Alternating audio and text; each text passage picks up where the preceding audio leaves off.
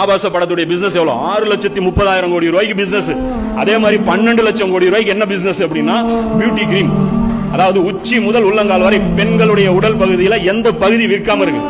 தலைக்கு எடுத்தீங்கன்னா முடிக்கு என்னென்ன இருக்கு? ஷாம்பு இருக்கு, அதுக்கப்புறம் கண்டிஷனர் இருக்கு. முடி நீளமா இருந்தா சுருள் பண்றதுக்கு இருக்கு, சுருண்டு இருந்தா ஸ்ட்ரைட் பண்றதுக்கு இருக்கு. கீழே வந்தீங்கன்னா ஐப்ரோ இருக்கு, அங்க இருந்து வந்தீங்கன்னா கண்ணுக்கு மை இருக்கு, இங்க தடவுறதுக்கு ரோஸ் பவுடர் இருக்கு, இங்க தடவுறதுக்கு லிப்ஸ்டிக் இருக்கு, மீச இருந்ததுன்னா அதை காமிக்கிறதுக்கு ஹேர் ரிமூவல் கிரீம் இருக்கு. அங்க இருந்து கீழே அப்படியே போயிட்டே இருந்தீங்கன்னா ஃபுல் அண்ட் ஃபுல் இருக்கு. இன்னைக்கு ப்ராடக்ட் பிசினஸ் காமிக்காத ப்ராடக்டே கிடையாது. மிகப்பெரிய பிசினஸ் இது.